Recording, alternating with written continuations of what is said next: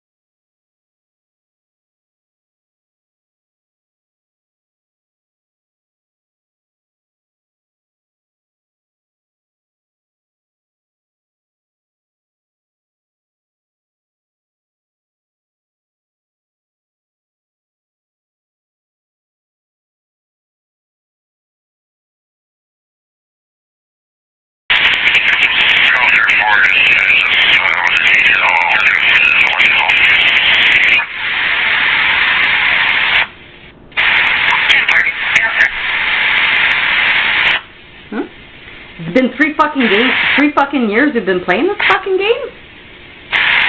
Alright?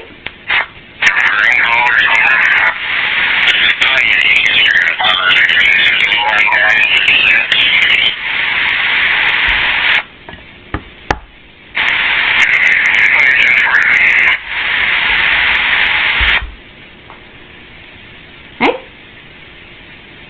It's been 3.5 years we've been playing this game. With a whole bunch of you. Some of you are getting entrapped more than others. I feel fucking sorry for you fucking cowards. Do you think maybe, you know, he entrapped all of you because he's a fucking murderer?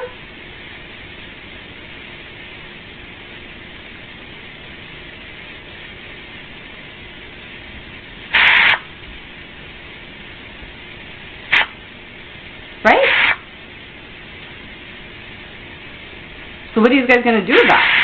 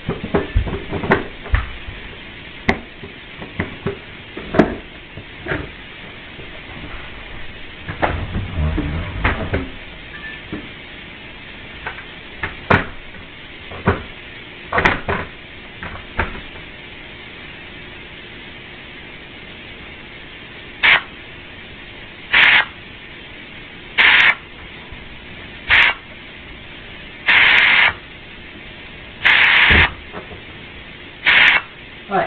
You think it's funny?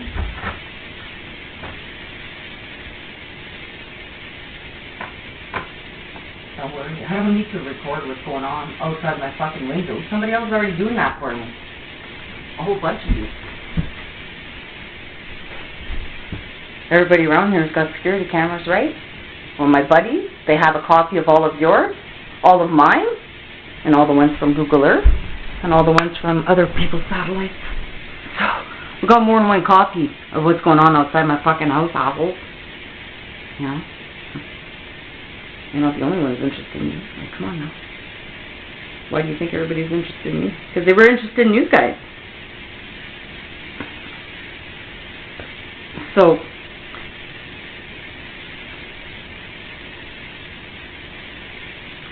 and a whole bunch of fucking corrupt fucking Nazis.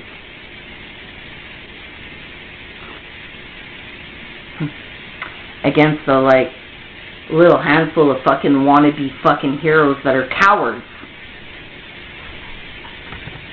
A cop watching another cop commit a crime and they can't do nothing about it? Bull fucking shit.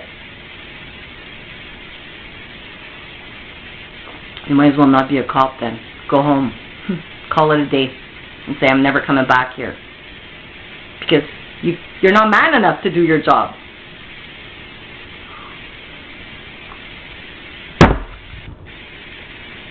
Because the government pays them $22 million a year to be blood-dealing fucking pedophiles.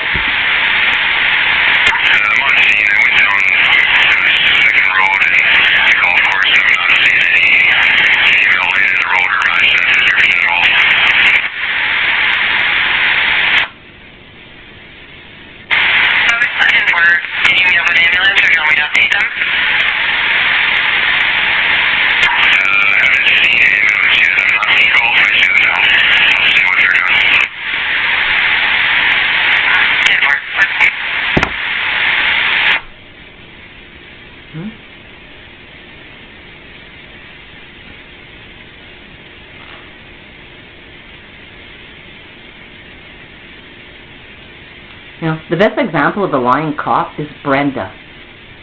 Okay?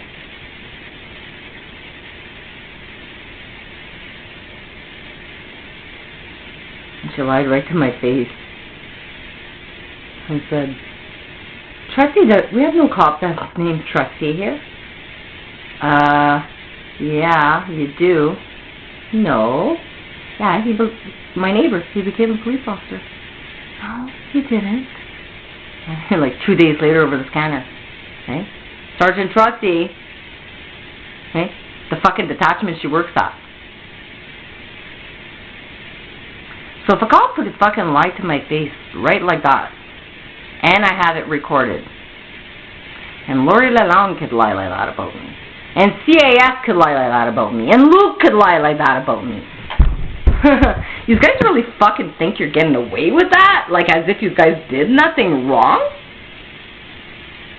First of all, you're not getting away with that. Second of all, you're not getting away with protecting a fucking pedophile. Third of all, you're not getting away with protecting a fucking serial killer.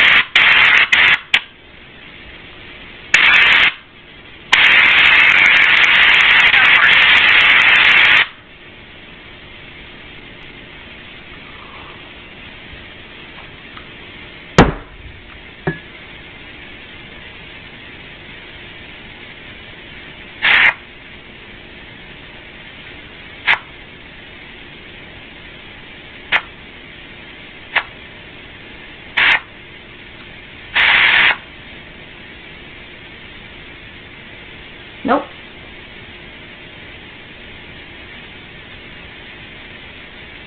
So, how is Larry going to get out of this one? Hey?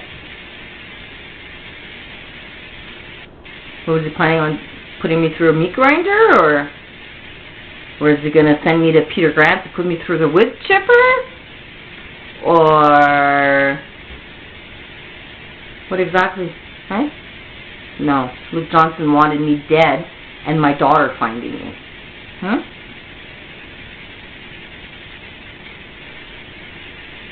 Right, Luke?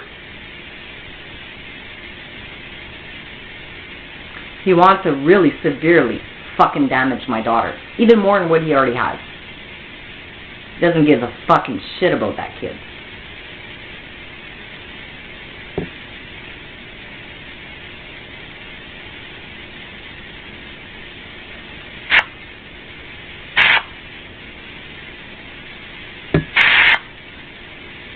Right? Neither does Lee Johnson. Nope. Funny, eh? Like they don't really remember too much.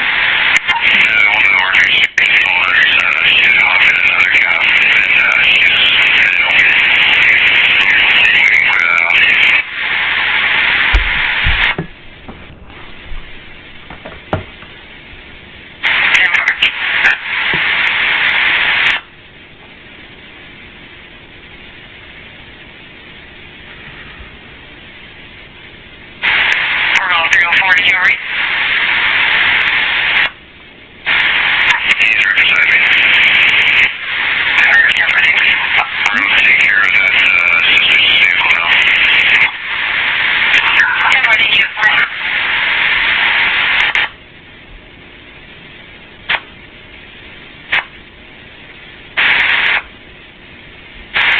What?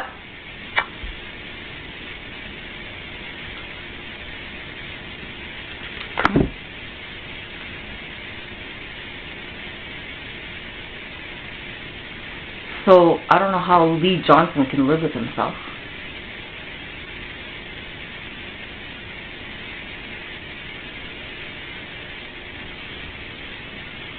But who do you think is the smarter psychopath?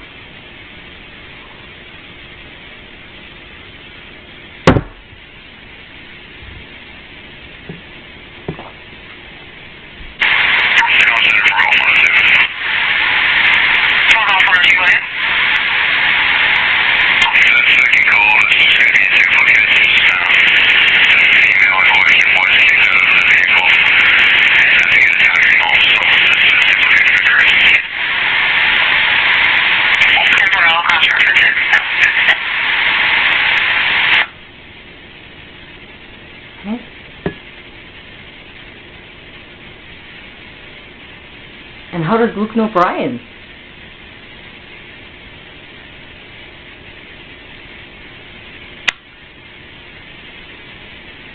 Okay. How does he know Carlisle? And when you look like Santa, you're pretty hard to forget. So when you see a picture of, "Hi, I'm Mr. Dispatcher," yeah, that's you. Right? He thinks he's some kind of a fucking DJ.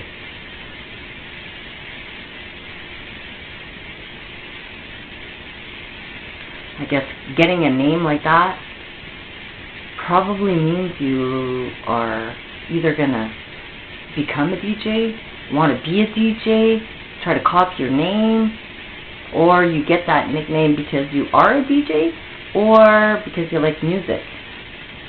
Hey? And so that's just simple deduction. So when somebody says, "This guy's a fucking pedophile," I don't forget it.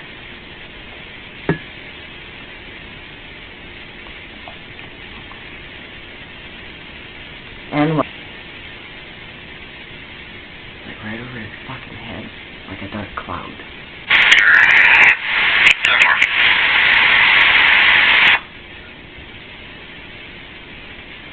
And he's gonna lose his fucking mind pretty soon.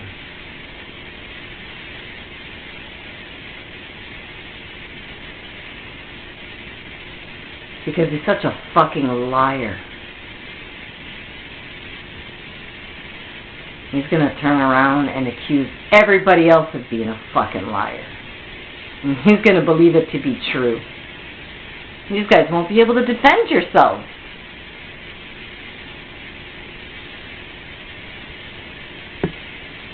Right? Here's McGregor. Here's Robichaud. Here's Bierman. Here's Martin. Here's Martin. Here's Martin. Here's and then Mr. Dispatcher, he was smart, eh? I'm going to get all my buddies in on listening to her fuck herself in her house. And they all fell for it. Oh, wait a minute. No, they didn't have to be convinced. They were already doing it for 12 years. Okay? And they thought they were going to admit to me their crime, and I was going to keep it a secret because I'm some kind of a fucking hoe or something. Hey? What the fuck did they think? That they were going to continue doing this to try to make me look crazy?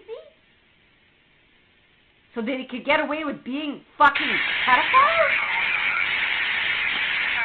Murderers and killers. You are who your friends are, right? All for one, one for all.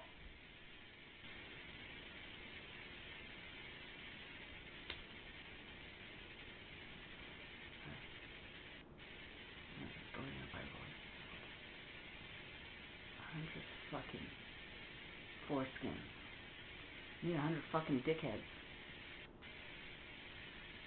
to build my ark.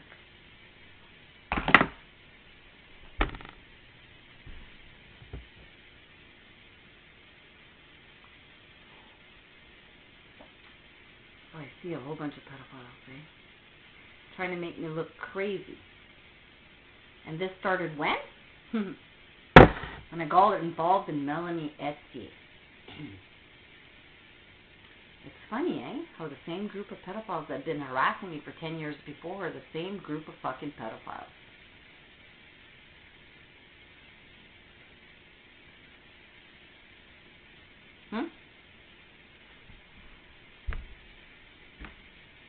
Who are sending people to kill people.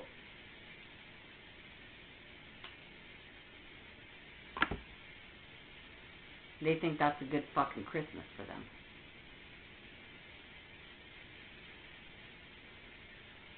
Right, Luke? Tammy must go to bed early, eh? The minute she's out the door, he's on this fucking crime. Eh? He goes to Malaysia for 3 fucking months, the crime stops. He comes back, he's right back at it. He won't fucking stop being the fucking Like, really? You're already embarrassed by the listeners right now. I'm not the one embarrassed.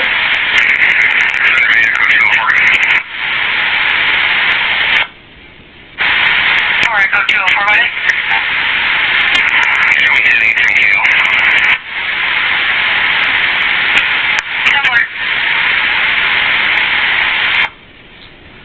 I'm not the one that has anything to be embarrassed about. I'm in my house having a private conversation with the Lord. And you guys are listening. Everybody's listening. And it's being recorded in more than one fashion. And it's already been written. I'm just repeating it. So you guys are not going to get away with it.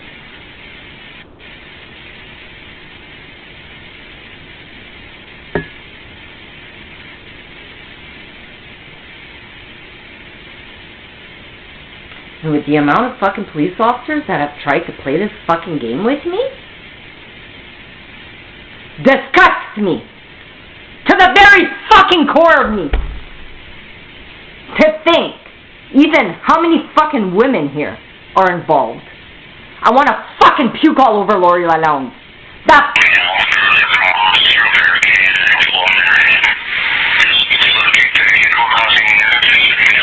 or,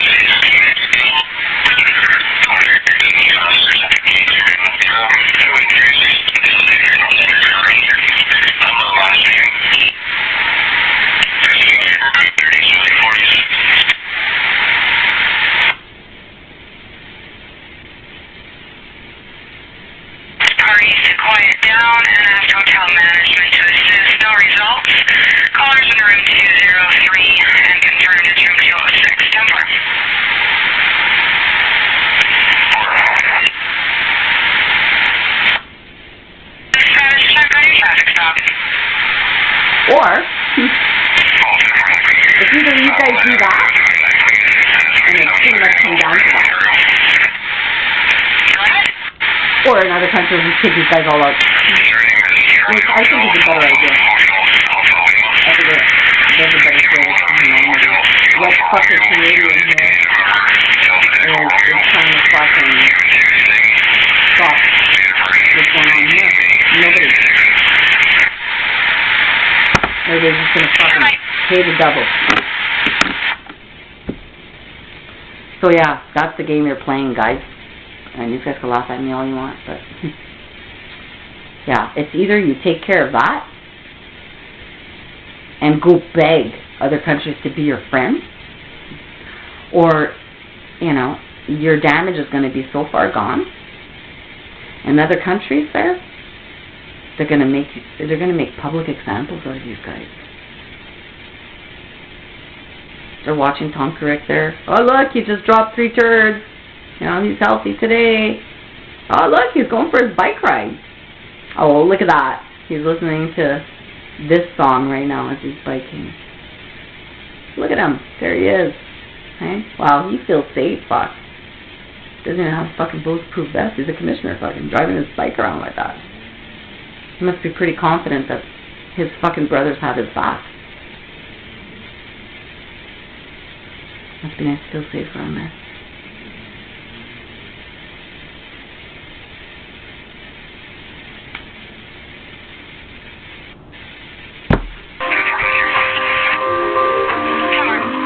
Cowards! Bunch of fucking cowards.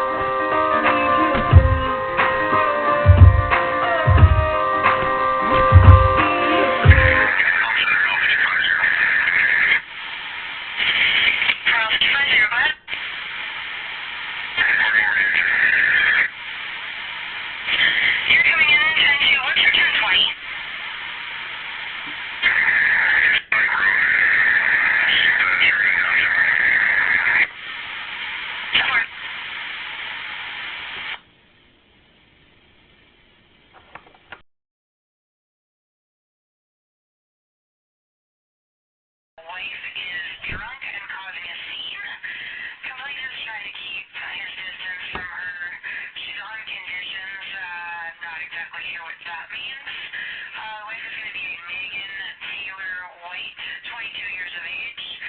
Megan is known to be aggressive. Callers in the garage. Megan is in the house. No weapons. 10-4. Harry.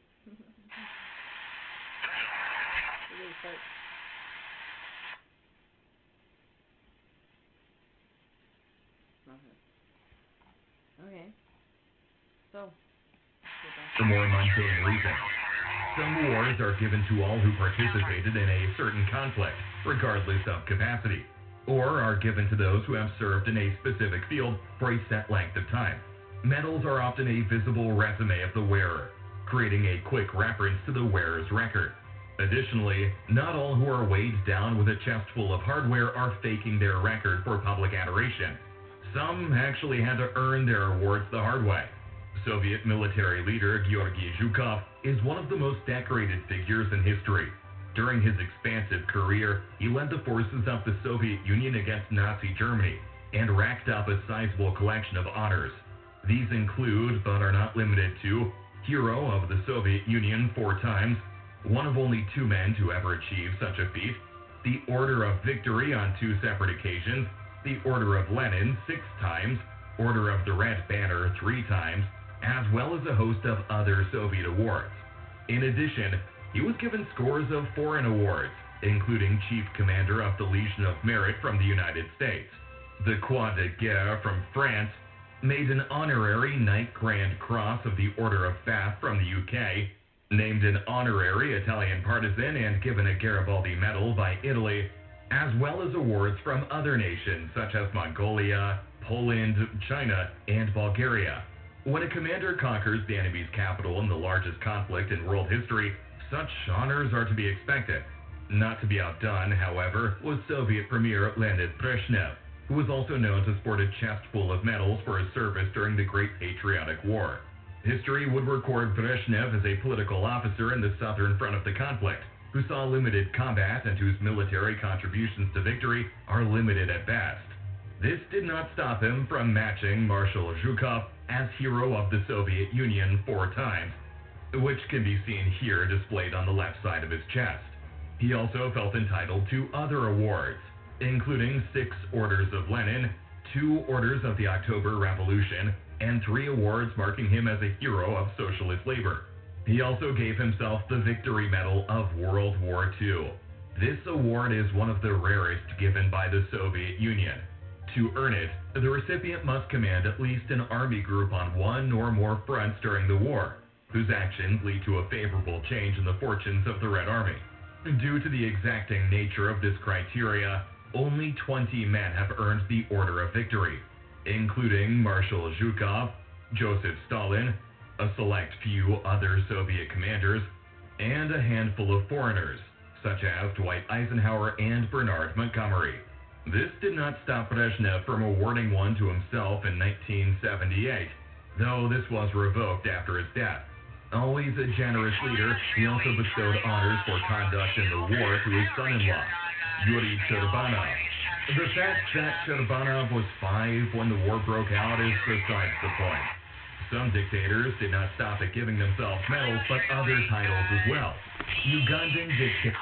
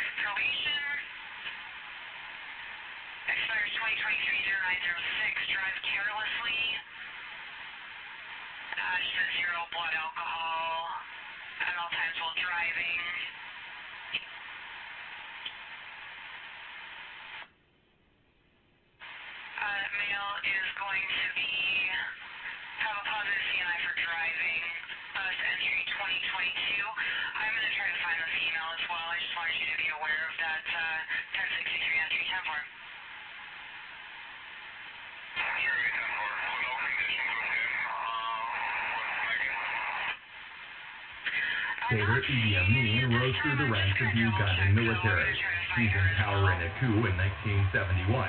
From that point on, he ruled Uganda with an iron fist, quelling any dissent against his increasingly erratic rule. During this time, he bestowed on himself many titles and awards that he didn't actually win.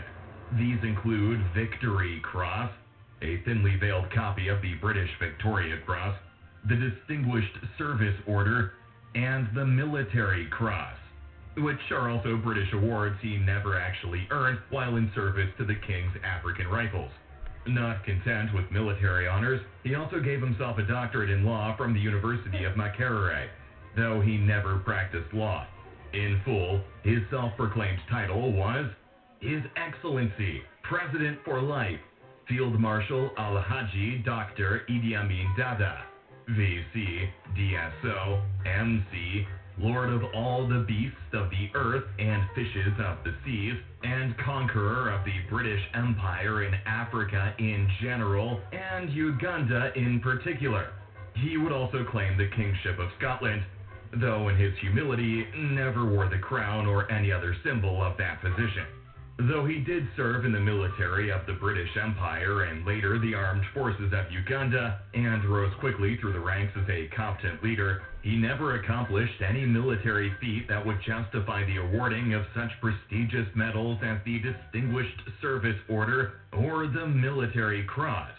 While dictator, he would eventually be overthrown after a war with Tanzania, supported by anti-Amin exiles, which further reinforces his lack of military prowess. Perhaps he scored impressive victories while commanding the beasts of the earth and the fishes of the seas, but details of these adventures are unknown. It was theorized that Amin deliberately wore excessive awards and had eccentric behavior as a way to portray himself as a buffoon, making him a figure of laughter and diverting attention away from his human rights abuses. It's not just the dictators themselves, but also their subordinates who sport copious amounts of awards. In the secretive nation of North Korea, the photographs have emerged of generals who are covered with awards to a degree that can only be described as excessive. These photos show row upon row of awards, reaching down past their torsos and onto their legs and sleeves. The images went viral, eliciting jeers from the wider public, with one commenter stating that should war break out, guns and bombs would not be needed, as a simple large magnet would be enough to neutralize all of North Korea's high command. Further research revealed that although comedic, these images were in fact altered to make the generals appear to have more medals and awards than they actually do. In reality, the generals only sported medals and awards on their jackets, not on their legs or sleeves. This still raises the question as to how a nation's military officers can be so highly decorated, even though North Korea has not been at war since the 1950s. aside from a few minor border skirmishes with their southern neighbors. Many awards are given not only for combat, but also meritorious service, efficiency, and professionalism while performing one's duties, excelling in the field of labor or agriculture, and awards commemorating certain events, such as the founding of the Democratic People's Republic of Korea. There are also reports that a medal is given for excelling at fishing, though this may not be accurate. Another clue to the exaggerated medal count can be found in the collectivist nature of North Korean society. Because of the secretive nature of North Korea, it is difficult to confirm, but many sources indicate the presence of a rule of 3 generations. This means that both awards and punishments are handed down over the course of 3 successive generations, as a way to crack down on individuality.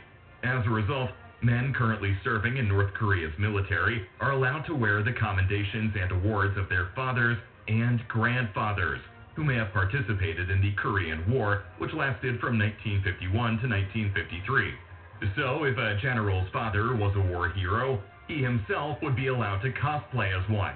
On the downside, should an ancestor shame himself or annoy a member of the Kim family, the punishment would likewise carry down 3 generations.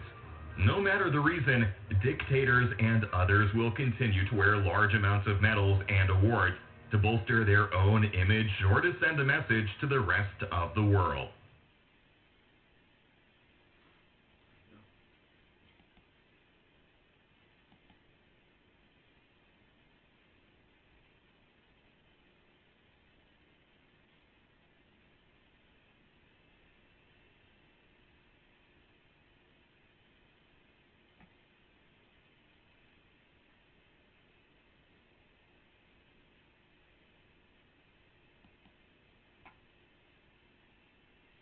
If you are a man, Winston, you are the last man. Your kind is extinct. We are the inheritors. In George Orwell's 1984, humanity has taken a drastic and almost total slide into totalitarianism. Man is now governed by 3 ideologically identical superstates. In the novel 1984, we follow the life of Winston Smith. Today, however, we'll discuss the world building and the lore of the dystopian alternate history. However, we can't ignore Winston totally. He's the conduit in which information is passed to us, the reader. It's through his eyes that we experience 1984's London, and I say this importantly because one of the novel's key themes is death of the past and control of reality. The party uses censorship and propaganda to an almost unimaginable degree. We can't be sure whether everything Winston learns is true or only a fraction of it. Perhaps ironically, the history we can be most certain of is still made fuzzy by time. It's the history told by those old enough to remember the pre-revolutionary era. Human history in Orwell's universe matched, or was at least very similar to ours until the early to mid-20th century. It seems like Earth still saw 2 major world wars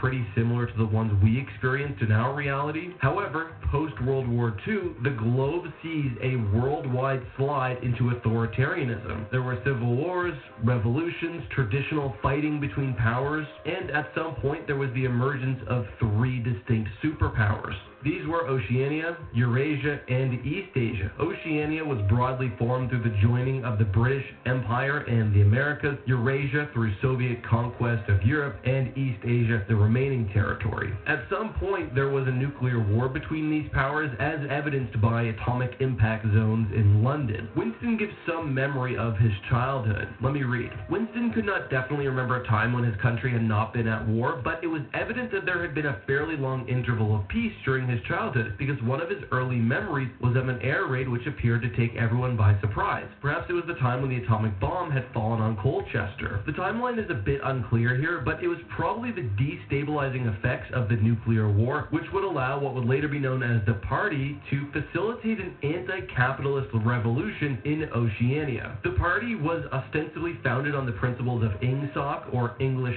socialism, but would transform into a brutal and oppressive authority authoritarian force. By the mid-60s, the founding revolutionary members of English socialism were purged, as were many civilians, and party leaders were ultimately replaced by what would become known as Big Brother. As this happened, much of the population seemed to have also been wiped out by famines and selective culling. Since that point, the three superstates have been in a constant, unending war, which I'll describe later on in this video. Current society has saw all technological innovation and scientific progress completely stop, except for in the areas of surveillance and warfare. People are living a life arguably more similar to those of the pre-Renaissance era, with constant food rations and oppressive poverty among the proletariat especially. Examples given include the fact that common items like razors are often completely unattainable, many lack even shoes, and that the government flaunts a merely 10% childbirth mortality rate.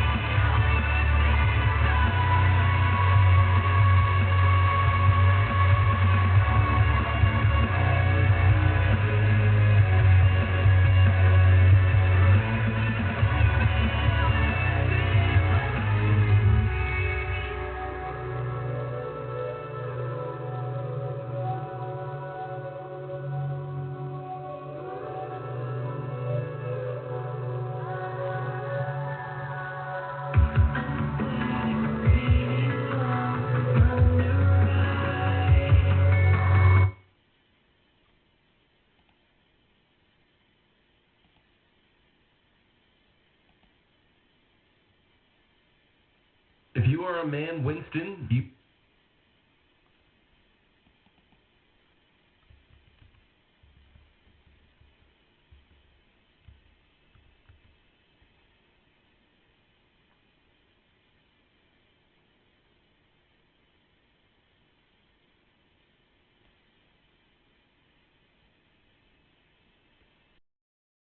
nuclear plant and how Russia might be setting up a trap for Ukraine. We'll dig deeper into this interview soon. Prigozhin put out a statement after a long break, and the most shocking thing he said was that people will soon see Wagner's future victories at the front. I thought Wagner was done fighting for Ukraine. Additionally, the Russian economy continues to crash as the ruble just hit a new low. There are also reports about an American dying in the recent Russian missile attack on a pizzeria in Ukraine. This one probably hit close to home for many, so let's go over that and many more in today's video. But first, here's a wholesome clip to cheer you guys up during the weekend. A Ukrainian girl's father, who is currently serving in the Ukrainian Armed Forces, unexpectedly appeared at her high school graduation.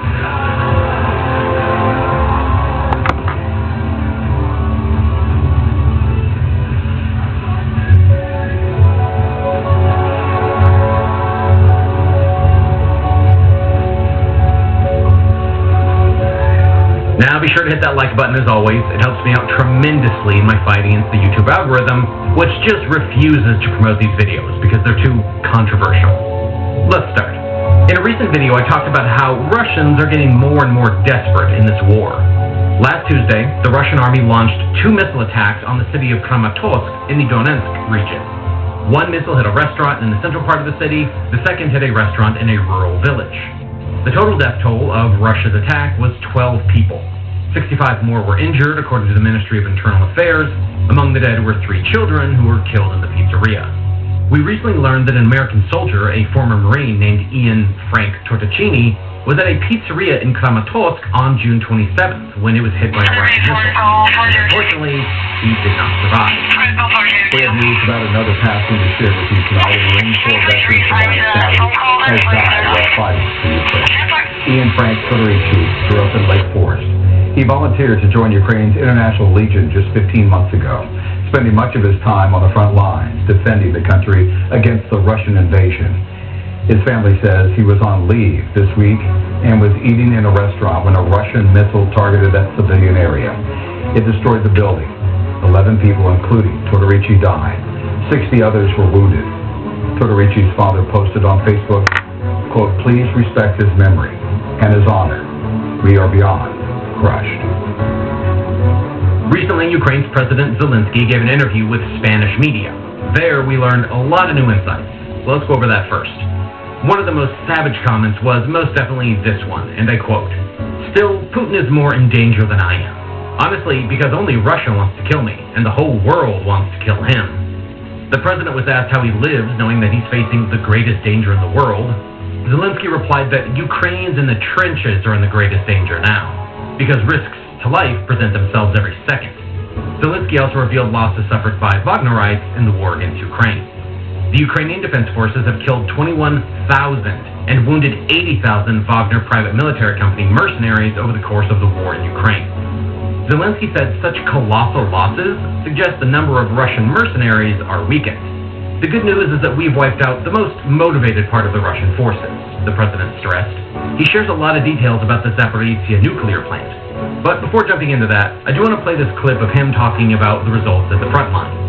A lot of people, some of you guys included, seem to be impatient about how slow the Ukrainian counteroffensive is going. Here, Zelensky puts in perspective the true danger to everyone who's away from the front line, just watching. Every meter, every kilometer is worth people's lives. And it's difficult for me to say what is a tangible result today. For us, the tangible result is to deoccupy the entire territory, but to keep our people safe. You can do something fast, but the field is completely mined. You cannot send people to die because you need to be in time for the NATO summit, because some partners are sad or lack information and confidence that they are supporting Ukraine for a reason. This is politics, and we face real life. And unfortunately, there's a real war going on in our real life, and unfortunately, such a high-priced one. I understand that everyone wants Ukraine to win, and win fast, but at the end of the day, every part of the counteroffensive is risking soldiers' lives. And Ukrainians can't just rush in even with better weapons, because you can't send people to die just because you want to rush the attack. Talking about weaponry, Zelensky mentions that when Ukraine pilots fly F-16 multi-purpose fighters, there will be no chance for the Russians in the Ukrainian skies. Although the enemy still has a significant technical advantage in aircraft, from the very first day of the full-scale invasion, our pilots have an obvious advantage in morality and skill. They save Ukrainians from Russian terrorizing them with bombs, missiles, and murderous drones. When Ukraine pilots fly the F-16, freedom will become insurmountable. There will be no chance for the terrorist state in our skies. The president thanked the heroic Ukrainian pilots and posted a video of the fundraising platform United 24, which is aimed at foreign donors.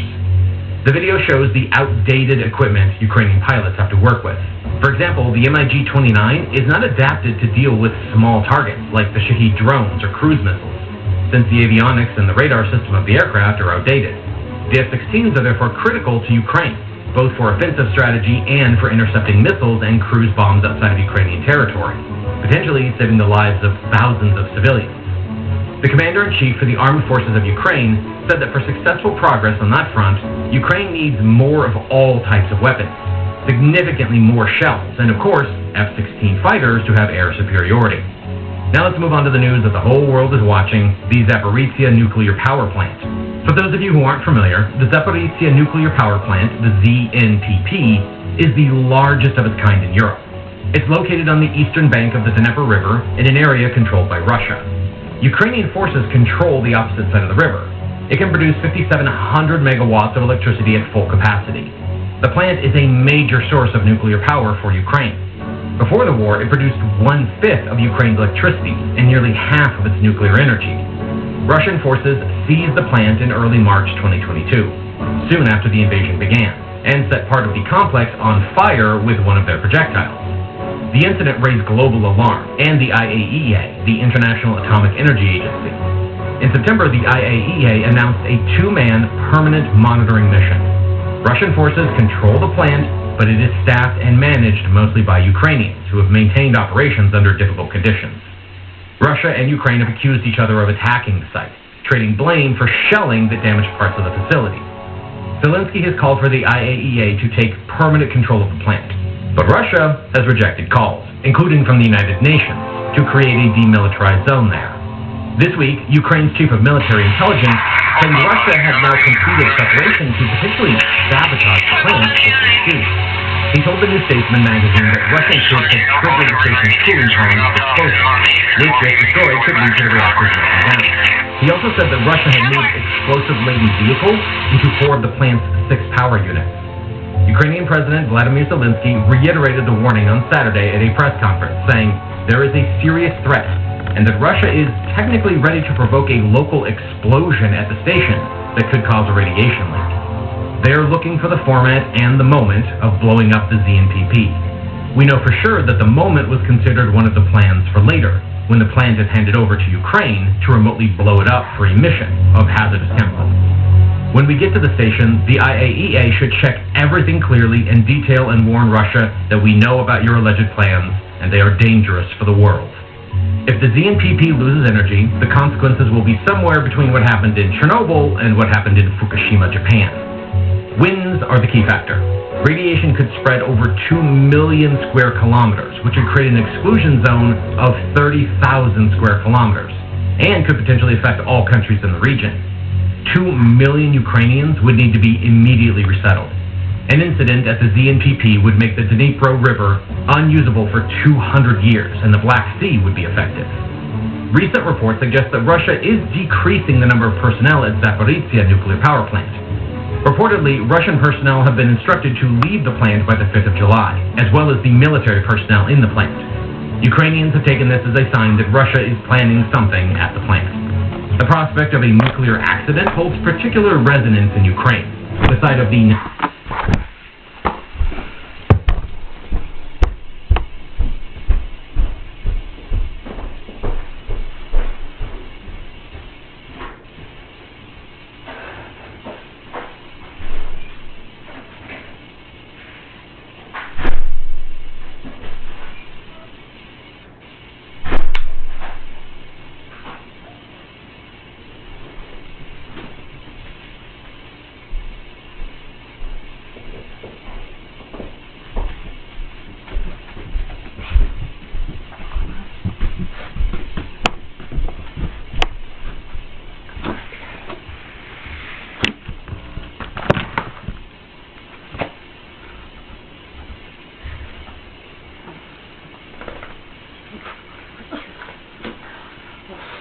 Poor baby.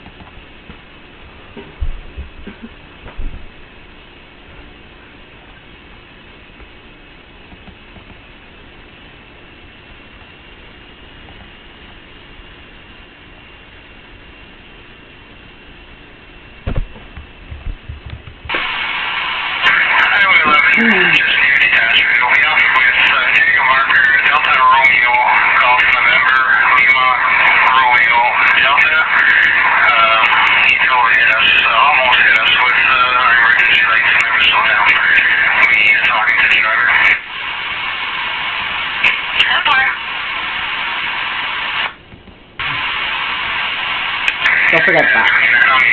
You're not going to be playing games with fucking loser judges like my youth. Getting their fucking freaking off his dick for Kamala. 1061 was the last entry from August 2008 for violence, no convictions.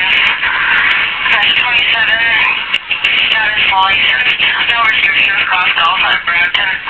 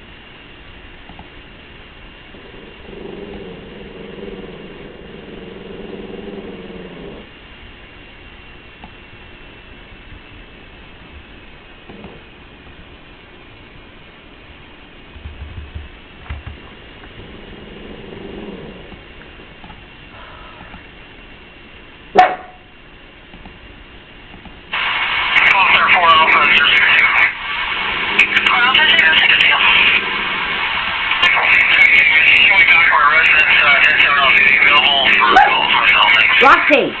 Sidebar. Good night.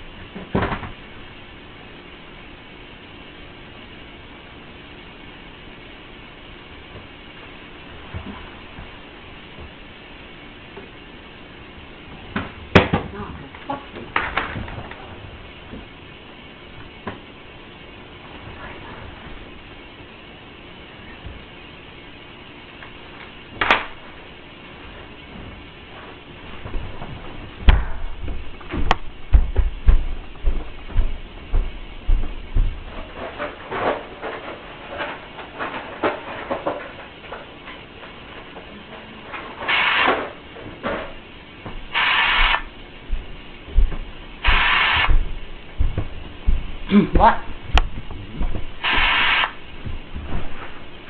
Want a cookie?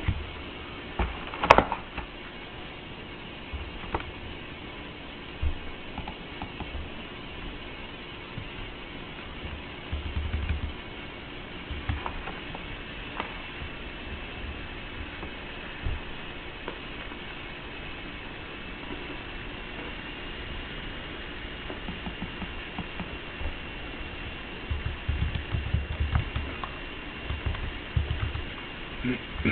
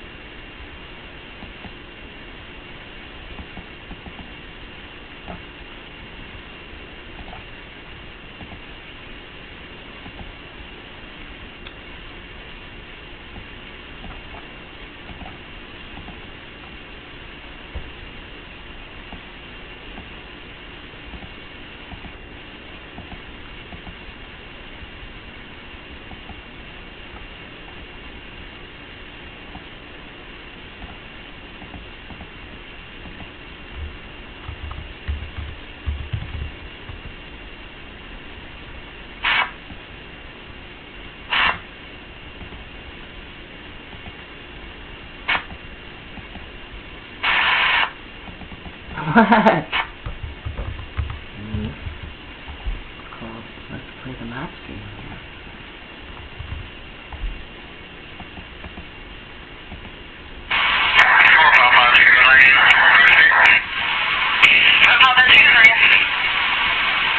We delete from the vehicle stop, and we also delete from the MVC the air quality that is at the scene.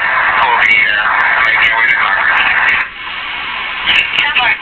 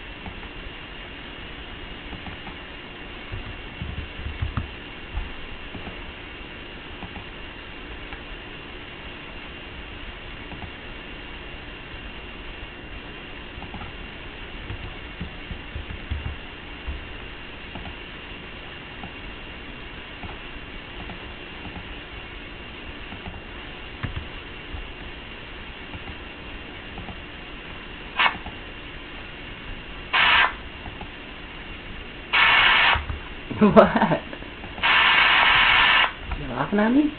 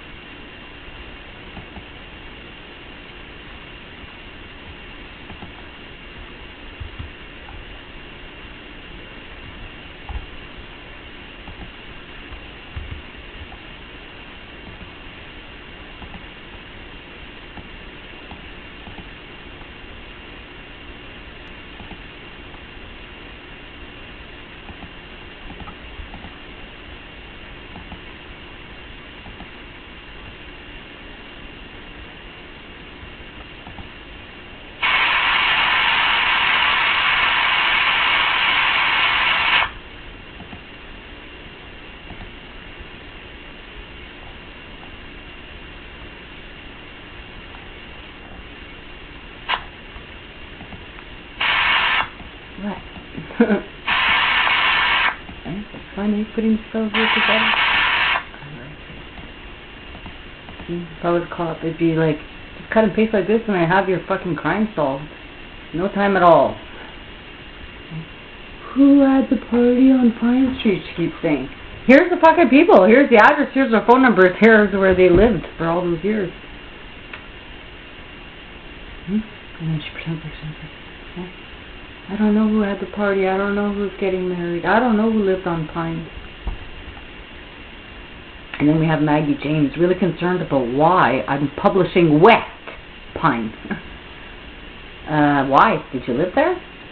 Or somebody you knew? And why are these guys pissed off? I'm publishing the west side of Pine Street. Was there a party going on there too? Like, why would they be up all in arms about it? It's a fucking phone book. They're definitely scared of the truth. There's nothing I could do about that. The truth is the truth. They hate me for it. Out of my hands. Like, you guys created it. Like, why are you mad at me? Like, it fucks me up every time. Like, no, I always wonder, like, what are they really mad at me at? Look at, why do they hate me?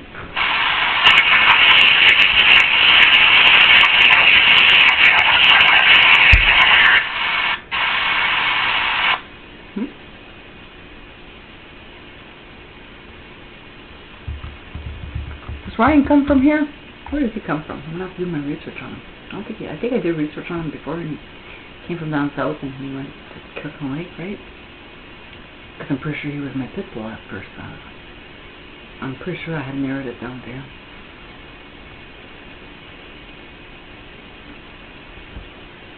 Can I hear? Is that right, right?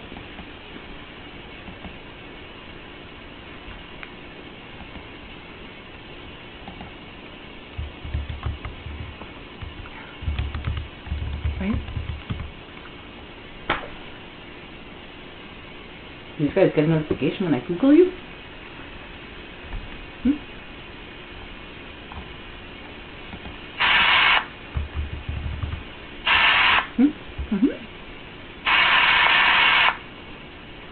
If I click on it, yeah?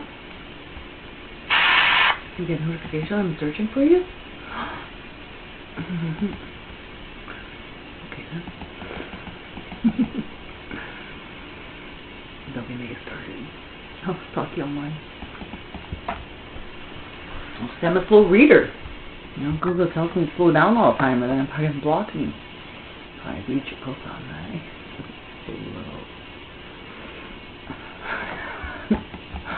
I keep going back. I'm not done reading it.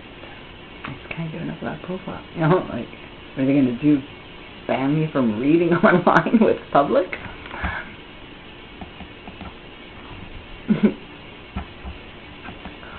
I going to go look for now?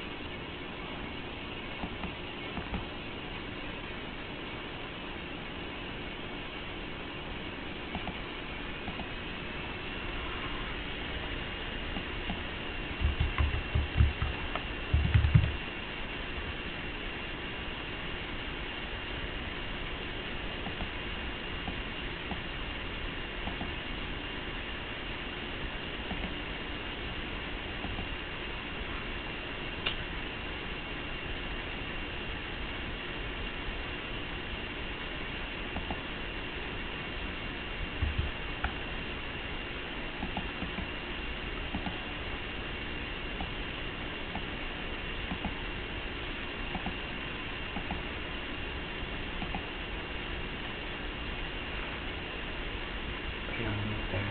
97. Where was he? 96.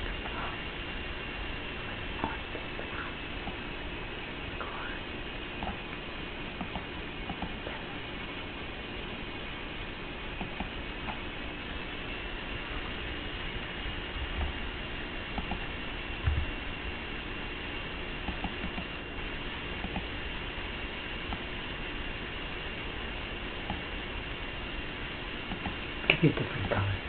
There. You like that?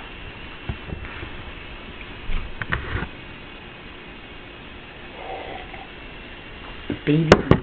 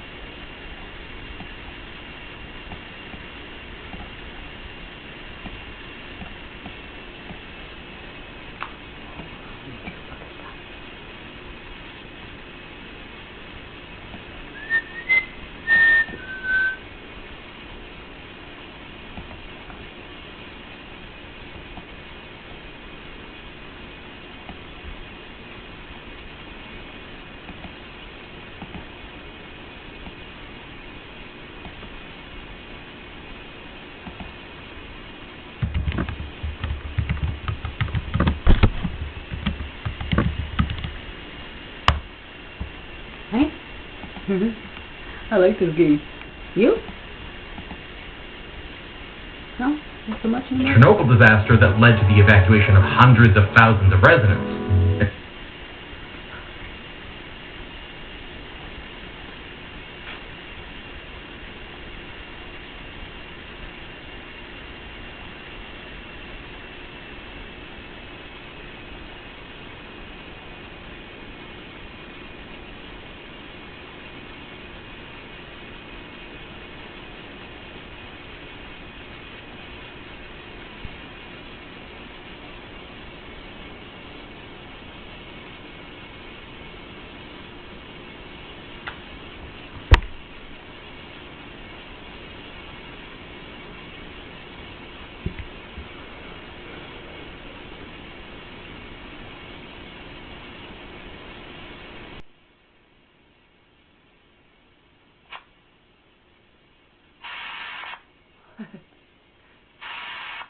The U.S. caught a Chinese spy. You want to watch that? Okay.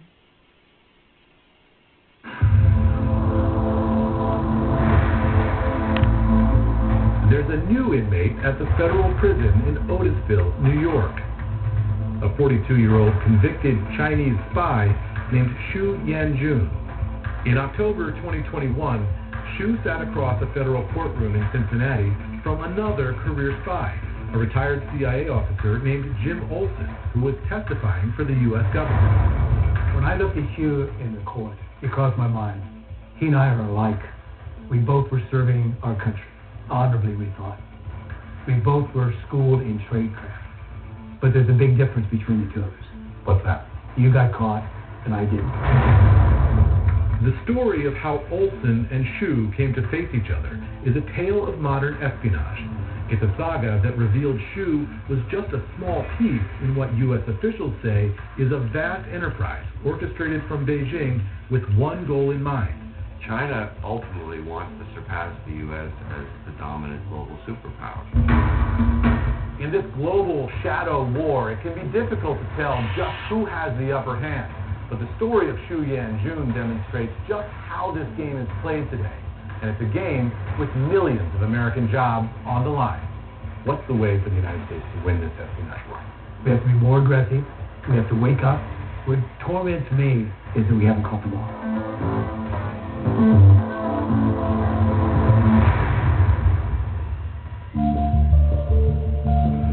If catching spies is hard enough, prosecuting them is almost unheard of.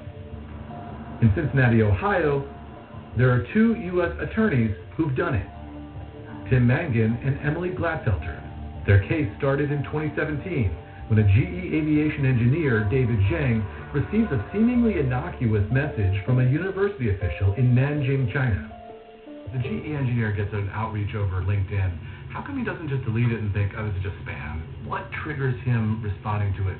Well, it was an invitation to come speak at a university about his subject matter. That's what he did. I think he was flashed. And as it turned out, they were willing to fund the trip and return for a flight back to China.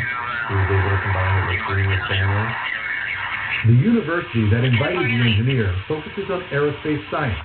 And in 2017, Zhang is working on GE's newest jet engine, the GE9X, being built for Boeing's 777X. The GE engineer was one of less than 10 people on a team regarding this technology that they were working on. What was it that the Chinese were trying to get here? GE's engine fan blades are made of a composite material, which makes it very light, very strong. That gives it a tremendous advantage over competitors with respect to weight, fuel efficiency, and so forth. Other competitors have tried to develop this on their own, and some are getting close, but as far as engines that are up in the air right now, the only ones with a composite fan blade and a fan blade case are from GE. David Zhang declined our interview request. The prosecutors say that when he visits the university in Nanjing in June 2017, he's being assessed. During his trip, Zhang is introduced to a man who claims to be part of a local science and tech association. The alias he uses is Chu Wei, but it's Xu Yanjun, who works for the Ministry of State Security. It's essentially the main intelligence operation within the Republic of China. Xu Yanjun is a spy at the Ministry of State Security, or MSS. In the spring of 2017, Xu is 36 years old and a mid-level officer in one of its provincial bureaus. He attempts to recruit the GE engineer as an agent using techniques known as tradecraft. Jim Olsen is a former chief of counterintelligence at the CIA. You have to pretend to be someone else. That's your cover. A decorated spy who was undercover in Paris, Vienna, and Moscow, Olsen made the difficult decision to come in from the coast to teach the country's next generation of intelligence officers at the Bush School at Texas A&M University. As the prosecutor's expert witness on tradecraft, Olsen says Xu Yanjun's wooing of the GE engineer was textbook. In LinkedIn, you're soliciting responses from prospective employers. And what the Chinese do is they respond. And they do it under the guise of something that's innocent sounding. Would you be available to come to China at our expense to do a guest lecture. The above board is unclassified, all expenses paid. They wine them and dine them. They flatter them. So far, none of that sounds like spying. That sounds like networking. It's spying from the Chinese standpoint because they're sizing this person up. They've got designs on that person. They're not satisfied with an unclassified lecture. They want to get their hands on the goods. They want to get into the classified realm, into the trade secret realm. Prosecutors say that while the GE engineer tells his bosses he's going to visit his family, he leaves out one crucial bit, which is against company policy. He went on the trip and didn't tell the bosses that he was going to give this presentation. And that's what initially we were investigating. GE and law enforcement discovered the engineer had taken company material to China to help him prepare for the presentation. The material is so sensitive that you need a license to take it out of the country. After the FBI confronts him in GE's offices, the employee begins to cooperate. So what the FBI does is they take control of the operation. They begin to respond as the employee to the emails and the phone calls that are coming in from the Chinese side. And it is a classic double agent operation. The FBI uses the GE engineer to connect with the man he met in China. Xu, sitting over in China, is encouraged because the communications that are coming back from the FBI, posing as the employee, are encouraging. So Xu thinks the GE engineer is a spy for China. He's moving in that direction.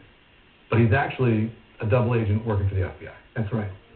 Xu begins testing the boundaries, sending detailed requests to the engineer to see what he'd be willing to fork over.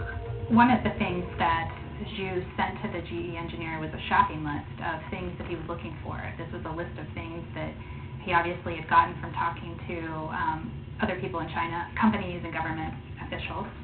So this is the wish list. This is the wish list. So the top version is the Chinese version and the translation underneath. And so this is the actual ask. He's asking for the types of software programs they're using. He's asking design and structure questions about the composite material for fans and the fan casing. Was there a moment where you said, you know, we're over the hump here, we have plenty of evidence, we're going to be able to prosecute this case? To me, it was the request for the laptop directory. A laptop directory would list all the files that the engineer had access to, files filled with GE's proprietary information and possibly the secret sauce for its engine blades. He attaches instructions on exactly how. So here's how you do it. Yes. Step 1, create a notepad document. Step 2, open it and entering the following content. So he's giving him literally step-by-step instructions on how to send him GE information. Yeah, and this is the type of document that should make U.S. companies nervous. This is exactly the steps that you go through if you want to copy your company computer and give it to China. China is one of the world's biggest markets for new commercial aircraft, and it's relied on Boeing and Airbus for most of its airplanes. The country has a commercial airplane manufacturer, Comac, but it hasn't exactly done well. The Chinese have, since the late 70s, tried to develop their own aircraft, first on their own and then in collaboration with Western companies. Almost all of those have failed. Scott Kennedy of the Center for Strategic and International Studies has been researching China since he was a college student there 35 years ago. The C919, which is supposed to compete with Boeing 737, everything that's in that plane that keeps it in the air is American or European.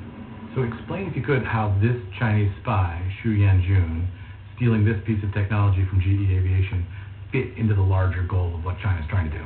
The Chinese have been trying to develop engine technology on their own. There have been people in China who have been looking for alternative means, so to speak, to obtain this technology that they couldn't develop regularly and legitimately. And those are the spies? Yes. Creating their own commercial aircraft is perhaps Xi Jinping's top commercial priority. He has associated himself personally with achieving this mission. The political incentive for anyone in China in this sector is sky high. And it's part of a larger plan called Made in China 2025. Unveiled in 2015 by the Beijing government, it listed 10 high-tech or advanced industries that China wanted to develop fast. first to supply their own domestic market and then the global one. What areas do the Chinese want to dominate? Computers, phones, telecom equipment, new energy vehicles, autonomous vehicles, commercial aircraft, biotech. Their wish list actually looks a lot like our wish list. That's a plan to dominate the global economy. Certainly, the Chinese, I think, believe that if they are not at the top, they're going to be victim to somebody else. But commerce is also part of national power. When China first opened up to the U.S. and the West in the 1970s, the country became the destination for low-cost manufacturing, clothing, toys, and other consumer goods, to the benefit of the American shopper's wallet. But as China's economy boomed, its middle class did too. China has started to experience the same transition that all countries eventually experience. Wages start to rise and industries start to move. Timothy Heath is a senior international and defense researcher with the RAND Corporation. The current path that China is on is unsustainable. They cannot keep making these low-wage products. They are subsidizing them currently at such a heavy rate that the losses are growing and growing, and the debt is growing. If it fails to move up the value-added chain, China will be faced with a massive unemployment problem, and its prospects will be very bleak. If you can't develop it yourself, the strategy in China is go out and steal it or go out and buy it. Correct. And they have directed all elements of state power, from the commercial to the academic, to the government, to the military, to do their part in acquiring the technology needed for China to succeed. Senator Mark Warner, a Democrat, and Senator Marco Rubio, a Republican, are the leaders of the Senate Intelligence Committee. They've been briefing U.S. business leaders about the threat from China since 2018. Today, the world we live in, the world we've all benefited from, the world we still benefit from to some extent, was a world framed by an American-led order. Now, if they are dominant in these fields in the 21st century, the entire world will be responding to Chinese standards, which is leverage in and of itself over geopolitics, over decisions that policymakers can make, over society. The old notion of 20 years ago what national security was, and who's got the most planes, tanks, ships, and guns, is no longer the case. Who controls these data flows? Who has the most advanced wireless communications? Who controls overhead satellites? Who is going to make the most advances in synthetic biology or controls next generation energy? That is all within the gambit now of national security. And for some, like Xu Yanjun, it may mean taking enormous risks to obtain that tech. The FBI sends Xu a doctored laptop directory through the GE employee. And what did Xu say when he got the document? Things changed pretty dramatically in a few different respects. One, Xu reached out and actually tried to call him on the phone, which he had not done prior to this. Secondly, he was much more interested in meeting again with our GE employee. Xu's sitting over there, and he thinks, this is terrific. This is going to be a promotion. This is going to be an intelligence coup. Yeah. I'm going to get the engine blades that we've been looking for a long time from GE Aviation. So he's excited. He's hungry. So at that moment, the FBI has him sort of on the hook. Yes. And their goal is to get him out of China, because they can't get him in China. They can't get him in China. And the FBI sent a message saying, look, it's too busy at work. Things are too crazy. I just can't get back to China right now. They're sending me to Europe to do some work. And that's when you're planting the seed in Xu's head that he needs to come out and go to Europe. Yes. And initially he didn't bite, but when he sent the request for the directory and we sent the directory back, suddenly Europe was on the table. There was some negotiation over where the GE engineer would meet with Mr. Xu, and they finally settled on Belgium. At the meet, the engineer is to bring his GE laptop, which Xu will copy. But when Xu arrives at the designated location in Brussels, he's arrested, along with an associate. In their possession, a phone that had some 200 photos from the GE engineer's social media accounts, including many of his family. Xu is extradited to the United States and put on trial in 2021. What we tried to explain to the jury was he's not going to use the word trade secret. When you target the specific guy who works in this technology and you ask him to bring the whole laptop and you plan on copying it and you come with cash and pictures of the guy's family, yeah, we know what your intent was. You were trying to steal it. And Xu made a critical mistake that helps the prosecutor's case. He used an iCloud account to back up his phones and, incredibly, kept a diary in the phone's calendar that the prosecutors were ultimately able to access. They learned Shu's having both professional and personal issues. A few weeks before the GE engineer visits, Shu writes that work, relationships, and money are not going in the right direction. And there was one more thing the investigators found. Nobody's even seen this form before. That form there? Yes. He had taken pictures of his cadre application with the Communist Party, walked through his work history from college into the MSS and all the different jobs that he had with the MSS until he rose to the position of Deputy Division Director. So this is literally the resume of a Chinese spy. That's exactly what it is. The United States has never captured an MSS agent before, is that right? That's correct. He was not as professional as he could and should have been, particularly when he was exposing himself to that kind of risk. And what does that tell you? It tells me that he was so confident that he became reckless. Or was he just a lousy spy? I don't think he was a lousy spy because we believe that his targeting and his development was professional. And when the engineer went to China, he did a really good job of winning his confidence and playing him and moving him along in the right path. There was other electronic evidence as well, showing that Shu had targeted employees at Honeywell, Boeing, and Safran, French aviation companies that had a joint venture with GE.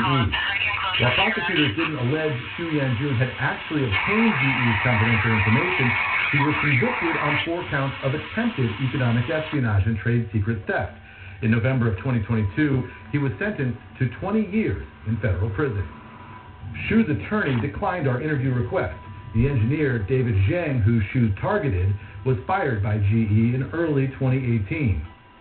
When asked to comment, China's embassy in Washington, D.C. issued a statement to CNBC saying, "The Chinese government has never participated in or supported anyone in any form in stealing commercial secrets, and we welcome U.S. and other foreign companies to access the Chinese market, share development dividends, and work together for a stronger world economy." We reached out to GE Aerospace, Honeywell, Boeing, and other aviation companies. They either did not respond or declined our request to comment. Are American executives afraid of the Chinese? I don't think they're afraid of them. I wish they were more afraid. Once you enter into a relationship with a Chinese company, once you've established a Chinese market, they will play that. And so you become, unfortunately, in too many cases, more obliging to the Chinese than you should. We're not saying businesses can't do business in China at all, but we are saying you really want to be careful. FBI Director Christopher Wray says there's evidence Chinese spy agencies steal trade secrets with a larger goal in mind. When you look at what China's doing here, is China's goal to compete with American companies, or is China's goal here to eliminate American companies? Well, their definition of competing, I think, involves embracing the idea of eliminating. If you're basing what you think American policy should be on the assumption that China's goal is just simply to eliminate competition, I think that's alarmist, and it's going to lead you to adopt policies which are actually self-defeating. And I think you can come up with a relatively nuanced, sophisticated, smart strategy that doesn't lead you just simply to say what we need is Fortress America. We are in essentially one of the generational challenges that we've experienced. Are you confident we can win it? Yes. Why? Ultimately, our values, our free market system, I think will prevail, but we need to not let our foot off the gas. What's the way for the United States to win this espionage war? We have to wake up. We have to have a partnership between corporate America and U.S. counterintelligence. What torments me, and it should torment every past or current counterintelligence officer in the United States, is that we haven't caught them all.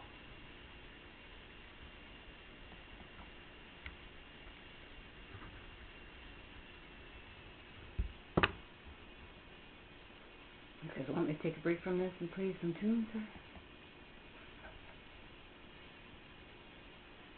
Let me just puzzle all day long.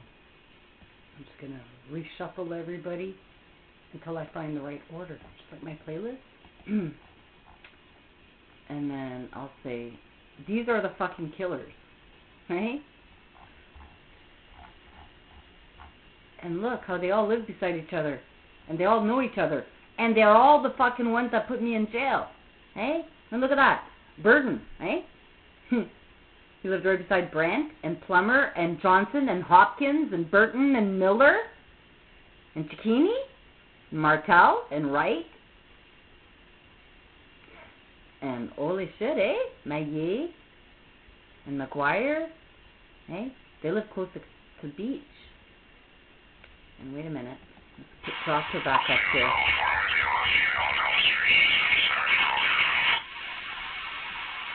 Let's put all the fucking Proctors up here. And the Bros. Can't forget them. And the Flowers. I'm going to shuffle them up. Not right now. Focus on Proctor today. That's my focus. This is a fucking proctologist. Why? Well, because I'm thinking Erica Beach, after I read the GoFundMe page, I'm pretty sure she was killed. And so now I got another ball of life in my ball of power. Unfortunately for you guys, you know, the dead do speak. They're not going to go away because you killed them. If anything, it brings more light to you guys. So the next time you decide to fucking commit murder, think. Eventually I will get caught because somebody smart like Chantal is going to come around and fucking butt fuck you.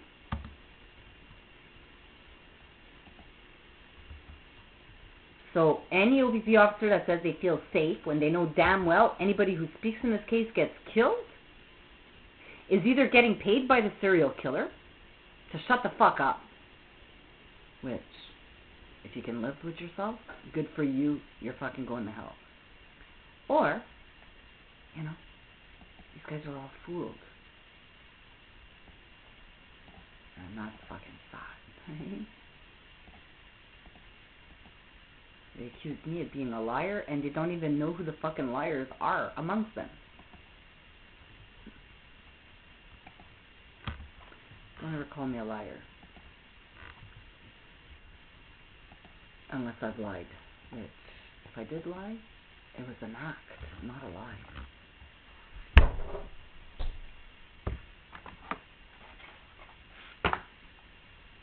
Why would I lie to somebody?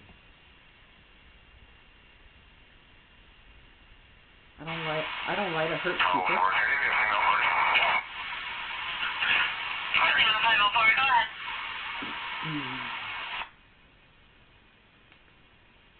Lying to hide a bit of the truth for a better purpose? Nothing wrong with that. Lying about I have fucking cancer and all that. It's different.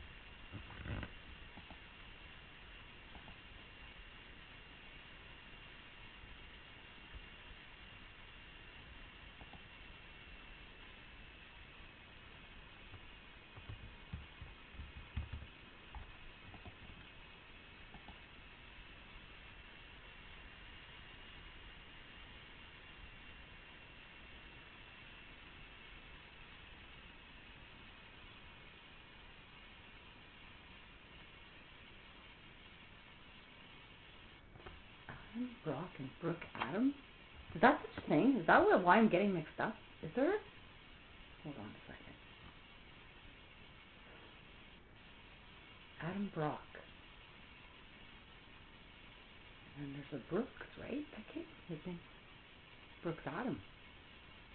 What the fuck, eh? That's why I'm getting mixed up, right? That's two different people? I'm gonna have to go check my list here. The one that came. Is that Adam Brock? No. He was blonde. So that was Brooks. Okay. Adam Brooks.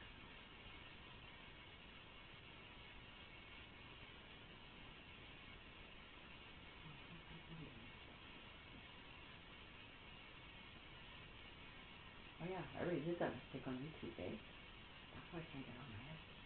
See, if that Alan wouldn't have assaulted me when I was asking his name, I wouldn't be traumatized with this. I would fucking remember it.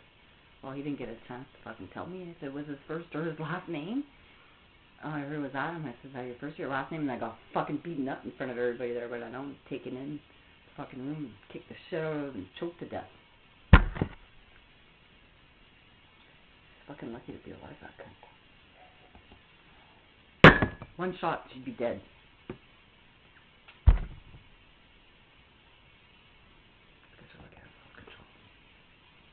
Considering my disability is like an extra level of self-control.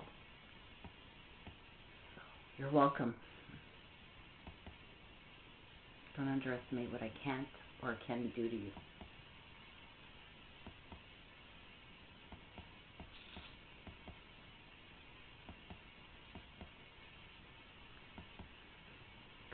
Little do you guys know, I could pretty much put my mind to anything and do it. So, if it takes me 15 years to get this job done, I'm in.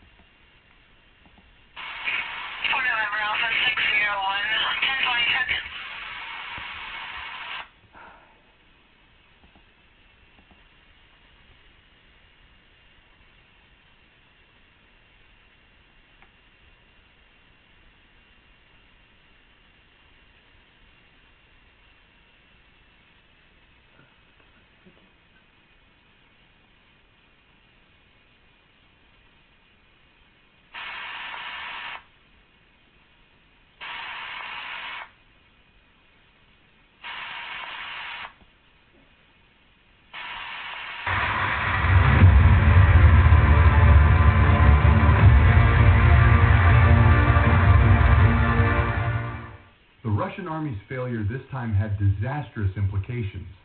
With the bridge destroyed, no assistance could reach Bakhmut. Even the modest amount of aid supplied to the soldiers was unable to reach its destination. With this victory, Ukraine has decimated the Russian army. Russian soldiers have begun to depart the Bakhmut headquarters. The Russian army, whose plans to approach Kiev have failed, is having a difficult time.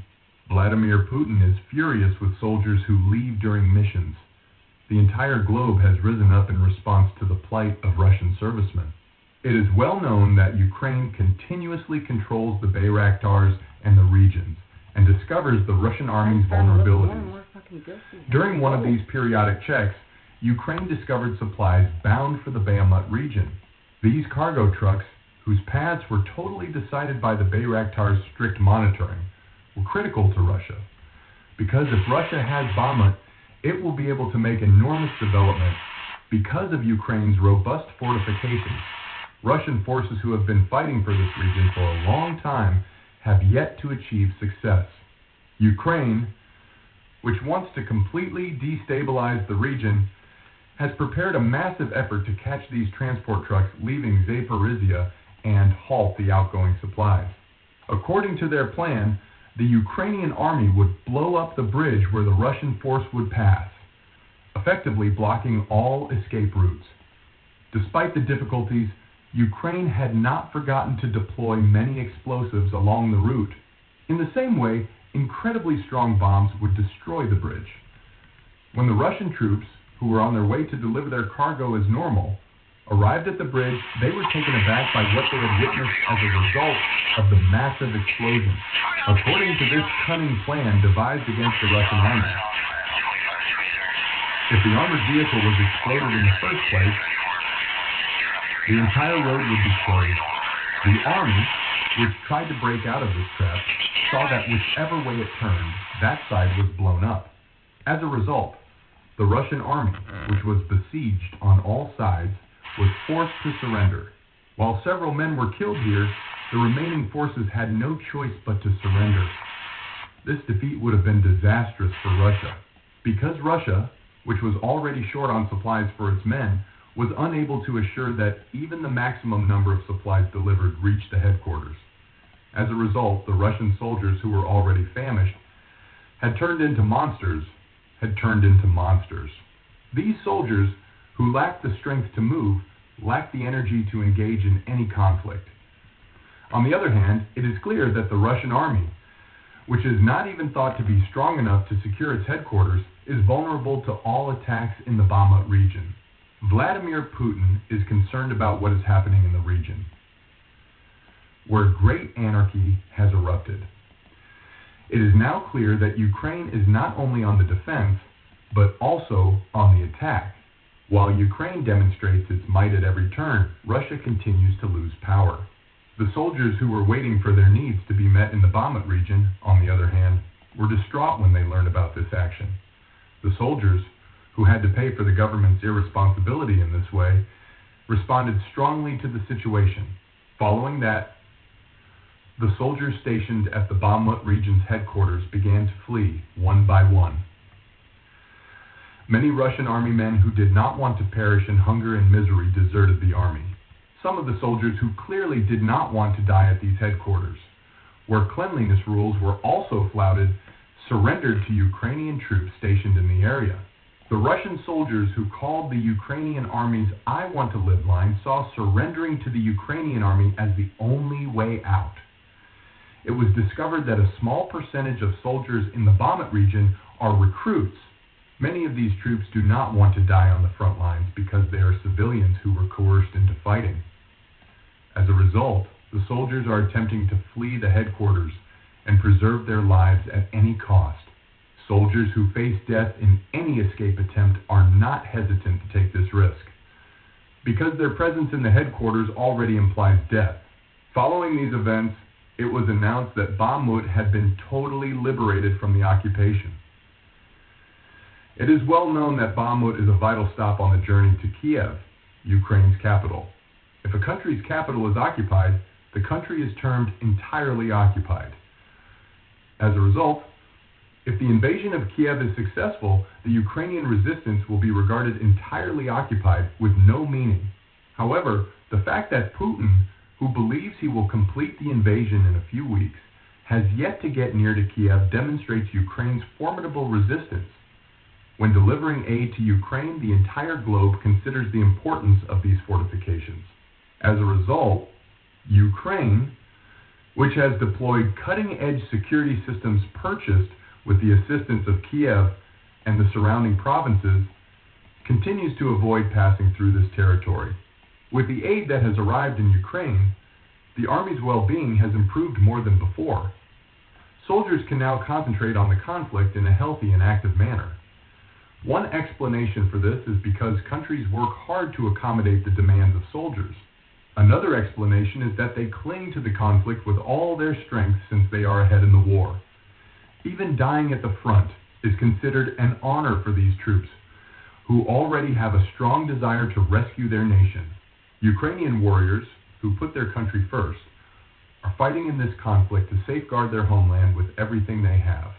Even though it was thought impossible for Ukraine to win at the start of the conflict, the soldiers who raced to the front without thinking for a second are now regarded as heroes for the wins they have achieved. The Ukrainian army, which has won praise from numerous countries, appears to be entering its heyday. The Russian army is expected to be unable to overshadow these triumphs. Because the Russian army is unable to meet its needs, not only due to Ukrainian army difficulties, but also due to their own country's financial inadequacy. The Russian army's dismal position is still being reported in the media. Despite protests from all over the world in reaction to the predicament of these soldiers, the Russian government has yet to respond. It is believed that this is not due to Russia's harsh policies, but rather to the fact that it no longer has any power. Russia is being betrayed one by its allies. The entire planet is connected in a level that has never been witnessed before in human history. Despite the fact that the outward face of this alliance is to defend the victimized Ukraine, there is another rationale behind this. This reason, which is seen as the most essential, is the efforts of countries that believe that world peace should be protected in order to avoid a probable war. It is expected that Putin, who would have increased his influence with the accession of Ukraine to Russian rule, will not stop there. As a result, countries have mobilized for Ukraine in order to prevent the horrific scenes that the entire world will witness. Because if Ukraine is free, Russia will no longer have an army capable of posing a threat to other countries. Vladimir Putin's reputation suffered greatly as a result of the scheme planned in Bakhmut. The Russian army's continuous loss in the face of the Ukrainian army, which is admired around the world, tramples on Putin's already ruined reputation. Again, this is thought to be the reason why Vladimir Putin has not withdrawn the invasion. Putin now believes that it is too late to return to the battle after such great speech, fearing that he will be humiliated by being viewed as defeated. However, the reactions that have come to him throughout this period have increased like an avalanche. Vladimir Putin's resignation is being demanded by the entire country. These rallies, which echo throughout the country, have had little effect on Putin's decisions thus far. However, it is unknown whether Putin will decide to listen to the people in light of the situations Russia has found itself in. NATO has made a startling move. Huge support has begun to pour in for the Ukrainian army. The United States, Israel, Turkey, and Germany have made a significant move. The Patriots and the Iron Dome are on the table. These actions will completely alter the course of the conflict. When Putin learned about these aids, he erupted in rage. All of Putin's roadways are blocked as a result of the damage done to several Russian troops in the Black Sea. Following the Russian army's blockade, he was dealt another devastating blow. Russia-NATO is currently attempting to bring the Ukrainian war to a close. Because of these contributions, the Ukrainian army has very limited time to win the conflict. The Russian press has been thrown into disarray as a result of their support for the Ukrainian army. Russia has not a single measure left to take against these disturbances. everything has changed because of the special operation launched to train Ukraine. The U.S. has taken steps to provide the Ukrainian military a significant boost. This was regarded as the most critical milestone thus far in the development and self-recovery of the Ukrainian army. 3, if the U.S. says it won't be able to give away long-term patriots for a while. He predicted the outbreak of World War II. But then he did something startling. The U.S. has granted the go-ahead to provide long-term patriots to Ukraine. Following that, he stated that the U.S. military has always supported Ukraine, and that this support has now reached a new low. U.S. soldiers established a massive training camp for the Ukrainian army in this phase, which was taken shortly after Russia shot down the U.S. plane. The Ukrainian army will undergo significant upgrading as a result of this training, which will be supplied by special operations. But at this time, Germany's assistance took on a very different meaning. While Germany has been on Ukraine's side since the beginning of the war, it was discovered that things altered, particularly after the defense minister changed. This incident pleased the Ukrainian forces greatly, because the German army has dispatched dozens of Leopard 2 combat vehicles to Ukraine. Following that, the entire world was startled that a group of the most significant men in the German army were going to participate in a training camp led by the United States. Immediately following this step, Israel's support stunned the entire world. While Israel declared its neutrality at the start of the war, its intelligence provided drastically different information. When Israeli intelligence learned of Russia's shady dealings with Iran, it promptly began to take action. The Israeli government has practically lavished support on Ukraine in order to adopt a position squarely opposite Iran. Israel, which has said that it will provide a big number of EI Herons to Ukraine, has also taken other moves in response to the Iron Dome decision. Following these actions, Israel announced the formation of a special team to assist the Ukrainian army, particularly in the field of intelligence. Because of these maneuvers, the Russian army found itself in serious difficulties. As a result of Russia losing all of its advantages, Putin began to make very serious threats. However, the outcome of Turkey's assistance revealed whose side it is on. Turkey had altered the direction of the war by dispatching a considerable number of flag officers to Ukraine since the beginning of the conflict. However, when he made the key decision regarding the flag bearers, the Russian army was taken aback as to where to retreat. Turkey opted to develop a factory in this region beside the flagships it provided to Ukraine. Get the fuck out of Russia. The Bayraktars, who have recently accomplished great things all throughout the world, have the ability to finish the battle with this final step. But what transpired behind them perplexed the entire world. Putin has also lost his only Black Sea ally. With this defeat, it became uncertain how Russia will proceed. If the Ukrainian army continues in this manner, Russia's ships in the Black Sea will be forced to evacuate the area. Despite Putin's long-standing alliance with Turkey, it appears that Russia will no longer be able to stand in the Black Sea following Turkey's move. If Putin continues to act in this manner, Russia's foreign policy crisis will worsen. And if the Ukrainian forces grasp this, the next blow to Russia will be completely different. The Russian military has been unable to predict what action Ukraine may take. This laid the groundwork for Ukraine to take further bolder moves and corner the Russian troops. According to military specialists, the entire globe began to watch the Russian bureaucracy crumble. With this breakdown, Russia is no longer able to take even the smallest step.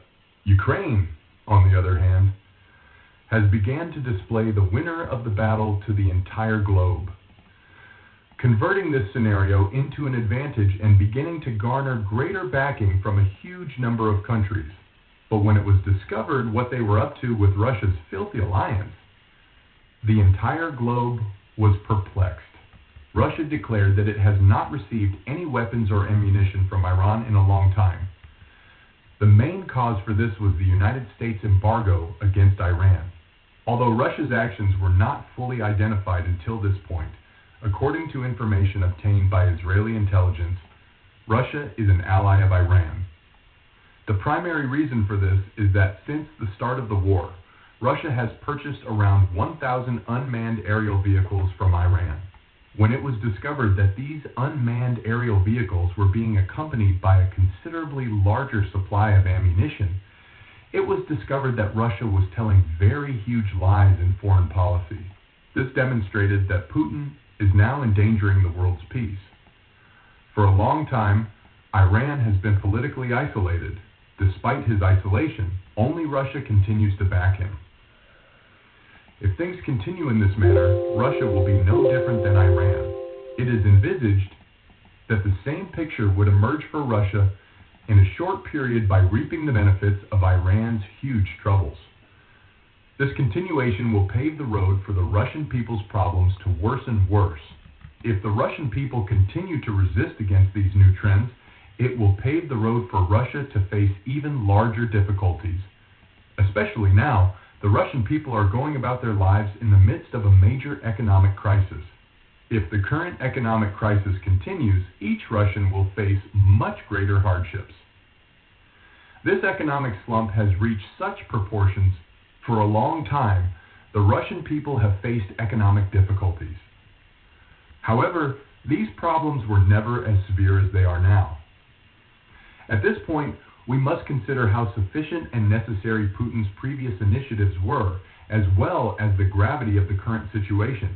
Many Western firms that left Russia began to leave a swarm of unemployed behind. As a result of this herd dispersing to different locations in search of jobs, Russia's dilemma has evolved. The Russian people's ongoing struggle to survive has saddened the entire world. Approximately 170,000 Russian soldiers were killed during the Russian army's one-year takeover attempt. A huge number of unemployed Russians were transferred to this region because these people needed to be buried in some way. A preacher and a cemetery are two of the most essential professions currently registered. As a result, the Russian army began to suffer from severe demoralization. The Russian people are furious that their loved ones died so quickly. This puts the Russian people in a terrible situation. The Russian people, who were prepared to revolt, took their breakthrough to a whole new level and began collecting signatures for peace. If things continue as they are, Russia will be forced to leave Ukraine. If Putin is defeated, he will lose all power. German tanks make a critical advance. Putin was not expecting this. While the arrival of aid in Ukraine completely altered the course of the battle, the Ukrainian army carried out such an operation. Putin's T-90 tanks were destroyed in a massive tank combat. The Russian army, on the other hand, had no branches to cling to. When Putin went insane after this tank fight, he signed highly important war decisions. The Russian army began to retreat more and more each day during the Ukrainian war. While the Ukrainian army has made significant advances as a result of the assistance it has received, Russia's helplessness in response has been widely addressed in the international news. As Putin's foreign policy failures mounted, he began to let this war to evolve in every way. Because of the continuation of the war with such a major issue, Ukrainian President Volodymyr Zelensky has begun to fully exploit his foreign policy successes. This tank fight reminded Putin one more of his location. The entire world was aware that Russia had recently retreated. But this is the first time the truth has struck Putin so strongly. When Russia was at a loss for what to do, one of the best tank fights ever took place. Ukraine utilized Leopard 2s in this tank fight, whereas Putin's army, which was struggling with modernization, used T-90s. In comparison, roughly twice as many T-90s were destroyed because to the intelligent employment of Leopard 2s. The Ukrainian army's success has been written in gold letters in history. Those who learned about Ukraine's next action were taken aback. For some years, the Ukrainian army has been preoccupied with the subject of Soledar. In reaction, it is known that Russia has moved a considerable number of troops to this region, while Ukrainian intelligence learned that the Russian army will transfer tanks from Donetsk to Soledar.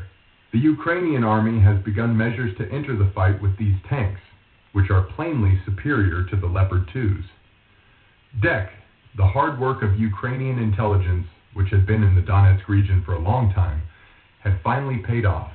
Russian military lagged far behind in this area, as they do in all others. Technology, which is regarded as one of Ukraine's most significant advantages, has taken action to provide a significant edge. The Ukrainian army got news that the Russian army had begun to march into the Mykolaiv district, near to Soledar. When the Ukrainian army learned of this, they promptly dispatched flag officers to the area for reconnaissance purposes. As a consequence of the Bayraktar's observations from high altitude in that vicinity, it was learned that approximately 70 T-90s had arrived. In contrast to these T-90s, the Ukrainian Army's Leopard 2s were capable of creating a significant advantage. The Ukrainian Army has taken just this measure, sending Leopard 2s to that region. Ukraine's Leopard 2s were escorted by Ukrainian Special Forces. This unit, who had extensive expertise, was ready to fight the Russian tank convoy.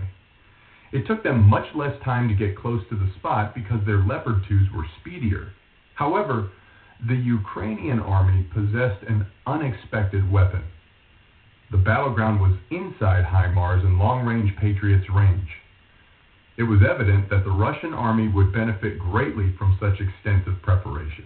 The Russian troops had not yet arrived in Mykolaiv when the Ukrainian army arrived. As a result of the early planning, C-4s were put in the region where the Russian army's tanks will be stationed. These remote-controlled bombs were supposed to be pivotal. In the conflict, when reconnaissance soldiers alerted the Ukrainian army that the Russian army was nearing, the Ukrainian army reacted. Taking advantage of the nearby shrubs, they opened fire on the convoy, causing it to be drawn towards the trap due to the camouflage of tanks. The Russian army sent 90s to the area. Leopard 2s appeared as they were fighting Ukrainian infantry. The Russian army was in a state of fear as a result of this predicament. About 35 Leopard 2s with better strike capabilities started fire on the tanks. Following this episode, the Russian army began to clash when it realized that, despite its best efforts, it would be unable to flee. While the Leopard 2s annihilated the T-90s in a single hit, the T-90s were unable to pierce the Leopard 2's armor. The Russian army was appalled when they saw this situation. Russian soldiers, who had believed the propaganda that T-90s were superior to Leopard 2s, had discovered that this was a complete fiction. As a result of the Ukrainian forces' advantage, the fact that they had achieved a more dominant position than the Russians forced the Russian soldiers on the battlefield to retreat. The T-90s were forced to engage as the Russian soldiers, who were infantry, fled. The defensive line built by the T-90s was broken when the Ukrainian army shot them down back to back. In contrast, the Ukrainian army demonstrated yet again, nearly without losing men, how superior it is against the Russians from the back of this massive tank combat. Putin was furious when he heard this. This was a tremendous letdown for him because he thought the T-90s had been greatly hyped. In response, Putin, who stated that he would modernize the tank extensively, portrayed the event in a different light to the press. Following these victories, Ukrainian forces once again demonstrated to the rest of the world who was in command of the battle. But there was another essential aspect to this operation. Ukraine's dominance in the Solda region has demonstrated that Russians can no longer enter. When we realized that the ammunition, military, or vehicle support that Russia had sent here had been detonated, all of the Russian army's aspirations for Ukraine vanished. After it was revealed that Putin would take a reforming approach to certain issues in the army, in light of Ukraine's triumph, things began to go horribly wrong as a result of one of the captured soldiers' accusations regarding the Russian army. The reason for Ukraine's long-standing military supremacy over Russia is actually tied to the Russian army's current leadership. The Russian army began to suffer continuously in its conflict with Ukraine. Although the main reason for this is that Ukraine has just had a very serious development, it has also been noted as Putin's anti-military policies. For fear of a coup, Russian President Vladimir Putin has persistently obstructed military growth. After all, the Russian force had hardly developed at all while the Soviets were at war with Ukraine. With Russia, which produces few weapons, losing to Ukraine as a result of failed incursions and withdrawals, it no longer has any opportunities. When the Russian military blames Putin for these occurrences, everything changes. The transfer of the weaponry they left behind to the Ukrainian inventory and Ukraine's subsequent most successful usage has practically drove Putin insane. After Russian soldiers quickly took many regions at the start of the war, the Ukrainian army restored regional dominance by withdrawing from roughly 70 of the occupied territories. While Russia has a lot of money, it has also been shown that the war has been mismanaged from the start. According to military specialists, the Ukrainian army has made significant accomplishments and taken steps to alleviate the technology shortage that existed at the start of the war. As a result of the Russian army's inability to detect these maneuvers, not a single thing is left out of hand. In addition to the recent casualties of the Russian army, around 150,000 Russian servicemen were killed. Because it is unknown how much longer the Russians can take these casualties, it is becoming evident when the battle will conclude. While it is unknown how long Russia can sustain the recent events in this region, it is also unknown how the Ukrainian army will react to them. And the entire world is discussing the need of competent administration of the Russian army in order to influence the course of the conflict. The massive Russian-Ukrainian operation has never come so close to Kiev. With the departure from Crimea, Russia conducted an operation on the port of Odessa. The signals of Russian ships sent from the Black Sea were cut off by 6 on their route to Odessa, according to Turkey, who alerted Russia about the war exercises. The invading Russian army, unable to produce enough decals due to the signal failure, was defeated from Odessa. HIMARS formed a line off the coast of Odessa and attacked Russian warships in the middle of the Black Sea. Russia is furious about the situation. Russia mentioned over the phone with Erdogan that they had chosen to reconsider the natural gas facility that they were considering creating in Turkey, and that it would not be completed until they were informed otherwise. The Russian-Ukrainian conflict has spilled out into the Black Sea. According to Ukrainian intelligence, Russia intends to enter Kiev from a different direction. At this time, the urge to decouple from the land's repeated failures is at the forefront. Russia is planning a strike from Crimea to Odessa, which will be supported by warships dispatched from Roslav. The Ukrainian army has begun preparing to repel an attack on the coasts of Odessa and Mykolaiv. Ukraine has lined up HIMARS and Patriots. The Ukrainian army, anticipating that the operation would be simpler to win without delaying Russia's arrival, began gathering intelligence in the region via Bayraktars. He moved his soldiers from near Zaporozhye to Odessa. All preparations were completed by the Ukrainian army, which also towed battleships from the port of Odessa to Kherson. The operation was initiated at dawn by Russian President Vladimir Putin. Russian ships sailing from Sevastopol anchored near Odessa and requested the main battle fleet from Roslav. The attack, which began with Russia's landing at the port of Odessa, quickly escalated into a furious conflict with the Ukrainian army ambushed.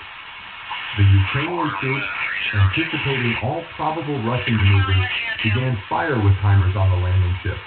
The severely damaged ship began to absorb water from the deck.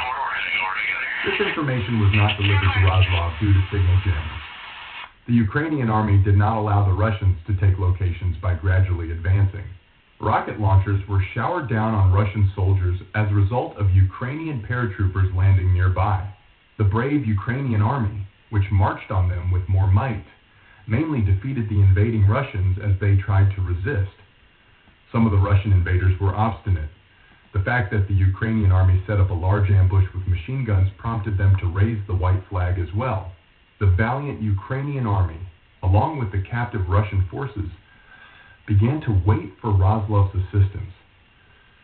At this point, the ships embarking from Roslav had approached Sevastopol, which was a step closer to Turkey.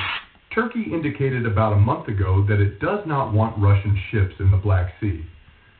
If they arrived from 260 kilometers away, the ships would leave them in the middle of the Black Sea with signal jammers, Turkey's signal. Jamming drones brought the Russian fleet to a halt midway between Sevastopol and Odessa. The flotilla was close enough to be targeted by Patriots and HIMARS as it entered the range of the Ukrainian army. The Ukrainian army promptly started firing rockets. The conflict was carried on with missiles. The Ukrainian army has begun to launch missiles at the Russian jet fleet. The Russian fleet lost 5 landing ships. A transport ship rushed from Sevastopol was also ordered to tow the last remaining ship to the harbor, but the Patriots did not give up. He began by sinking the transport ship. The landing craft then sank to the seafloor. Turkey's contribution was important at this point. When Russian President Vladimir Putin learned about the episode, he erupted in rage. It is well known that Vladimir Putin, who has lost a large number of soldiers in the fleets, has also lost 3 significant generals in charge of ship operations. Vladimir Putin was deeply worried by Turkey's action, which is critical at this point.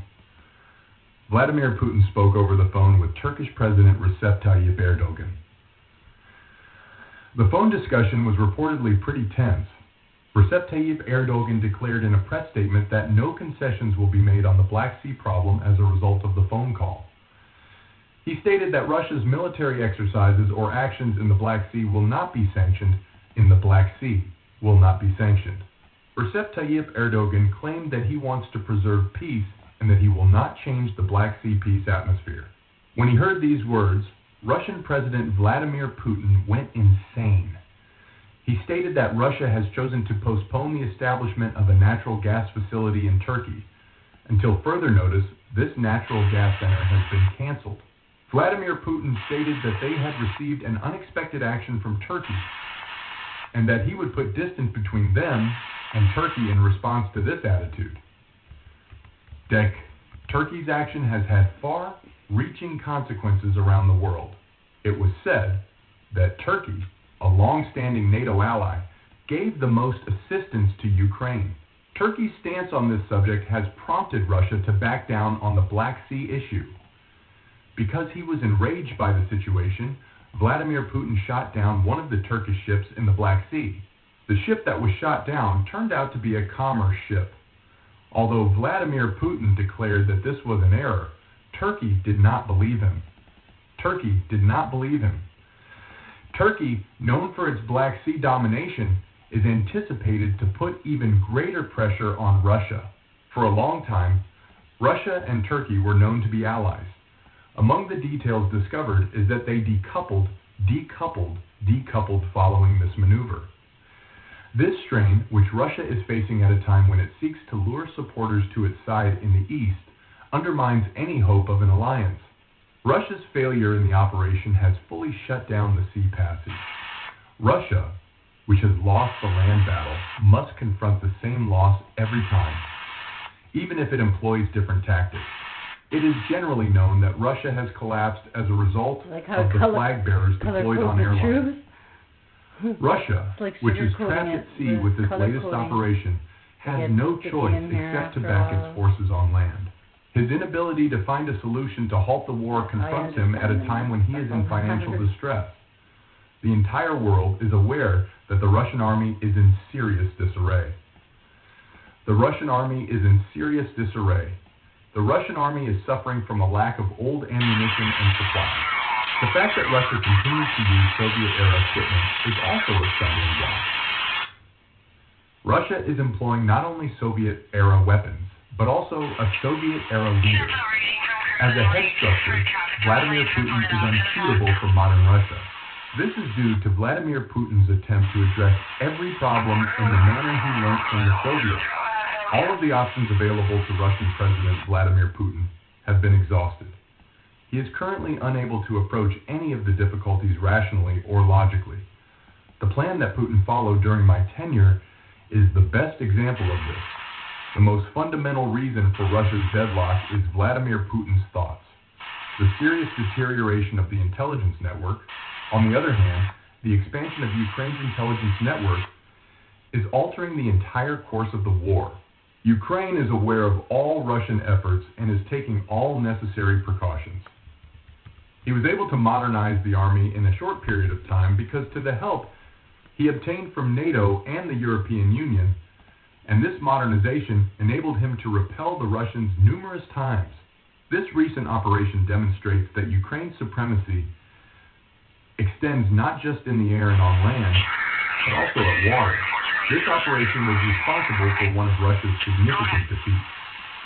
In addition to the rankless recruits, Russia lost some of its most powerful generals. Generals with the strongest landing planes will be unable to fill the holes. In other words, even if Turkey commits an operation in the Black Sea, Russia lacks the appropriate generals to carry out the landing with confidence. The Russian army's insufficiency is a constant concern, and this lack of equipment faces Russia at all stages of the battle. Russia's status ensures that the war is always moving in Ukraine's favor. Ukraine's response to Russia became a source of interest from this point forward. There are indications that Ukraine will launch a big operation. These signals indicate that the Ukrainian army will strike Russia forcefully. According to the statistics, Ukraine's dominance over Russia will last a long time.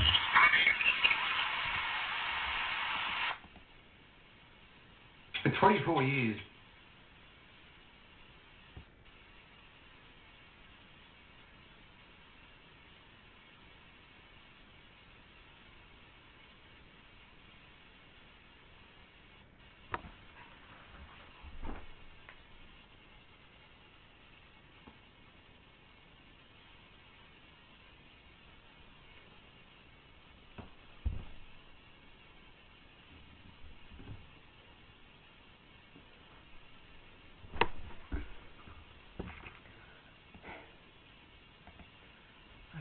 Take a break from this little map here.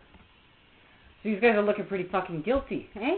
All the people who threw me in jail, they all lived beside each other. And they were all apparently 5 cons. It was a Comic-Con. There was 5 of them.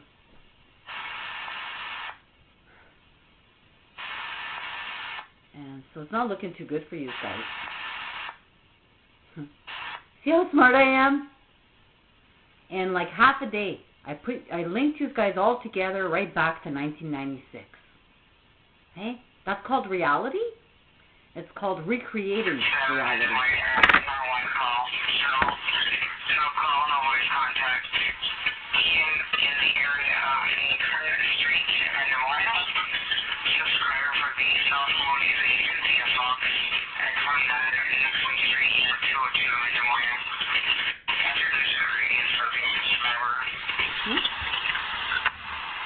Look at that. I think I'm pretty sure. I'm pretty sure I can do that in half a day. Look at that. I think I'm pretty sure. I'm pretty sure I can do that in half a day.